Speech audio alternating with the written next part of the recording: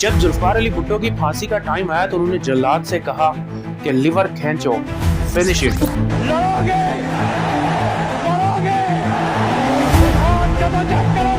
बात है 4 अप्रैल 1979 की।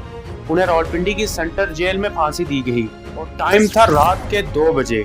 जुल्फकार अली भुट्टो को जेल के जनाना हिस्से में एक काल कोठरी में रखा गया। भुट्टो को जेल में एक बेड और एक किताब रखने की जगह दी गई। उसके साथ एक छोटा सा कमरा था जहां एक कैदी रोजाना भुट्टो के लिए खाना बनाता था और उस कैदी को हर 2 दिनों बाद तब्दील कर दिया जाता था ताकि उसे जुल्फकार अली भुट्टो के साथ कोई हमदर्दी ना हो।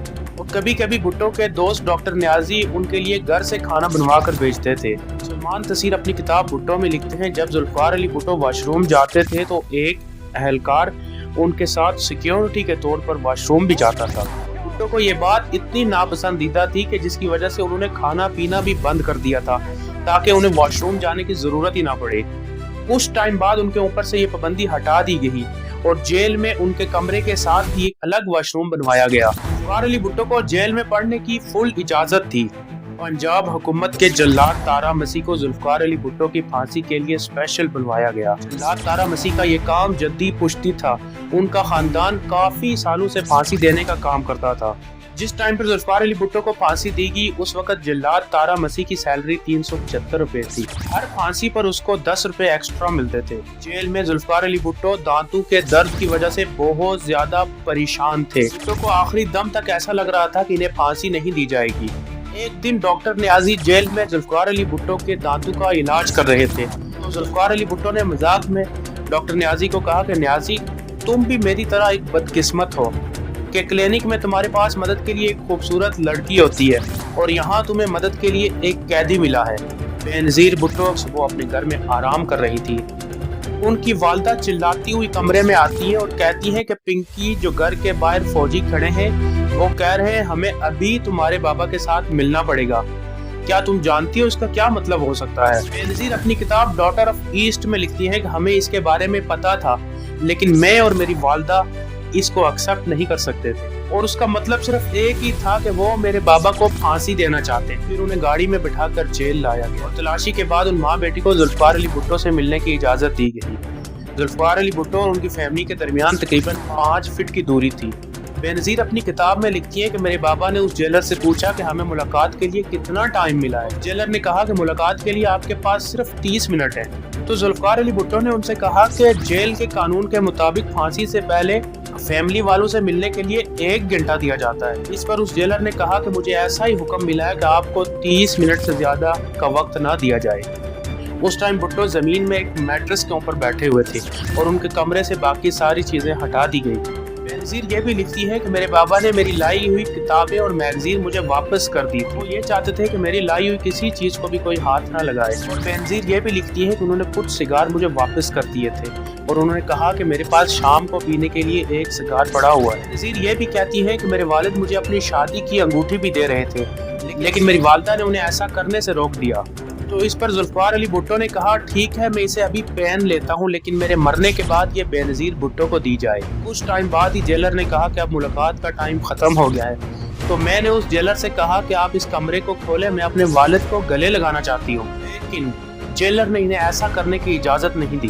बेनज़ीर ये भी लिखती है कि मैंने उनसे कहा कि मेरे बाबा पाकिस्तान के मुंतखब वज़ीर आज़म हैं और मैं उनकी बेटी हूँ, मुझे उनसे मिलने की इजाजत दी जाए और ये मेरा कानूनी हक है। लेकिन जेलर ने इन्हें मिलने की इजाजत नहीं दी। और फिर मैंने आखिरी बार उनसे कहा कि गुड बाय पापा। फिर हम तेजी के साथ वहाँ से बाहर निकल आए। मैंने एक बार पीछे मुड़कर देखने की कोशिश की लेकिन मेरी हिम्मत जवाब दे गई। फिर जेल सुपरिटेंडेंट ने एक ब्लैक वारंट पढ़कर सुनाया जिसे मेरे बाबा ने बड़ी खामोशी के साथ सुना। उस वक्त भुट्टो ने उस सुपरिटेंडेंट से कहा कि मेरे मरने के बाद मेरी घड़ी इस कैदी को दी जाए। और फिर शाम 8 बजे भुट्टो ने अपने हेल्पर अब्दुर्रहमान को बुलाया और उससे कहा कि अब्दुर्रहमान मेरे लिए एक स्ट्रॉन्ग कॉफी बना के लेकर आओ। अब्दुर्रहमान से कहा अगर मेरी तरफ से तुम्हें कोई भी तकलीफ पहुंची हो तो मुझे माफ करना। जिस रेजर से भुट्टो शेव करते थे वो भी उनसे ले लिया गया था क्योंकि डर था कि भुट्टो इससे अपने आप को कोई नुकसान ना पहुंचा दे। सलमान तसीर ये भी लिखते हैं कि भुट्टो ने यह भी कहा था, मुझे दाढ़ी बनाने की इजाजत दी जाए, मैं मौलवी की तरह इस दुनिया से नहीं जाना चाहता। और फिर 9:55 पर उन्होंने दांतों में ब्रश किया, अपना मुंह धोया, बाल बनाए और सोने चले गए। फिर उसी रात उन्हें 1:30 पर उठाया गया। उस टाइम पर भुट्टो ने बादामी कलर के कपड़े पहने हुए। जेल एहलकारों ने कपड़े तब्दील करने पर कुछ जोर ना दिया। जुल्फ़ार अली भुट्टो के हाथ बांधकर उन्हें ले जाया जा रहा था। सलमान तसीर अपनी किताब में लिखते हैं कि भुट्टो फांसी के फंदे तक खुद चल कर गए और फिर जिल्लाद तारा मसीह ने भुट्टो का चेहरा ढांप दिया और उनके हाथ पांव बांध दिए। जब जैसे ही 2:05 हुए तो जिल्लाद तारा मसीह ने लिवर खींचा और भुट्टो के आखिरी अल्फाज थे, फिनिशिंग, यानी फंदा खींचो।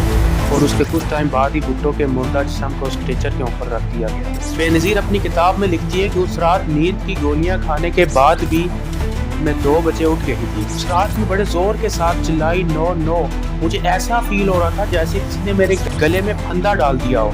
और जब उसके कुछ टाइम बाद जेल के एहलकार उस घर में गए जहाँ बेनज़ीर और उसकी वालदा को नजरबंद किया हुआ था, उन्हें देखते ही बेनज़ीर के मुंह से अल्फाज निकले कि हम वज़ीर-ए-आज़म पाकिस्तान जुल्फ़ार अली भुट्टो के साथ चलने के लिए तैयार हैं। तो इस पर जेलर का जवाब था कि भुट्टो को तदफीन के लिए ले जा चुके हैं। तो मैंने उस जेलर से कहा कि आप उन्हें उनके घर वालों के बगैर कैसे तदफीन के लिए लेके जा सकते हो। उसके बाद उस जेलर ने जुल्फ़ार अली भुट्टो का सामान इन्हें वापस किया और वो जेलर बार बार यही कह रहा था कि भुट्टो की आखिरत बहुत अच्छी थी।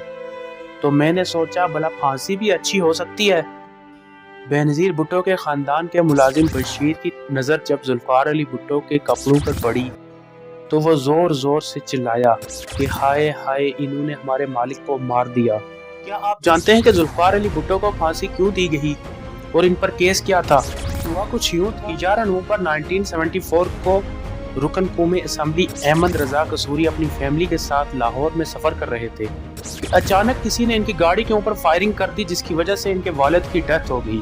और इस पर अहमद रजा कसूरी ने यह कहा कि इनकी गाड़ी पर फायरिंग भुट्टो के कहने पर की गई है। उन्होंने ये कहा कि भुट्टो ने मुझे कौमी असम्बली में धमकी देते हुए कहा था कि अब खामोश हो जाओ, मैंने तुम्हें बहुत बर्दाश्त कर लिया, अब मजीद तुम्हें बर्दाश्त नहीं करूंगा। कसूरी ने FIR दर्ज करवाई और अच्छे टाइम का इंतजार करने लगे। अब जब जनरल ज़िया को माशाल्लाह लगा तो उन्होंने ये केस दोबारा उठाया और फिर 24 अक्टूबर 1977 को ये केस लाहौर हाई कोर्ट में पहुंचा।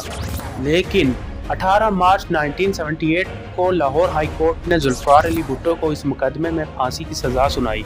उसके बाद जुल्फ़ार अली भुट्टो ने सुप्रीम कोर्ट ऑफ पाकिस्तान में अपील दायर की और सुप्रीम कोर्ट के 7 जजेस में से 4 ने इस फैसले को बरकरार रखा और 3 ने मुखालफत की। और 4-3 के इस मुकाबले का फैसला जुल्फ़ार अली भुट्टो की फांसी की शक्ल में सामने आया। जुल्फ़ार अली भुट्टो उस टाइम सदर ज़िया-उल-हक से रहम की अपील भी कर सकते थे, लेकिन उन्होंने अपील नहीं की और इनकार कर दिया, जिसके बाद 4 अप्रैल को जुल्फ़ार अली भुट्टो को फांसी दी गई। सब्सक्राइब।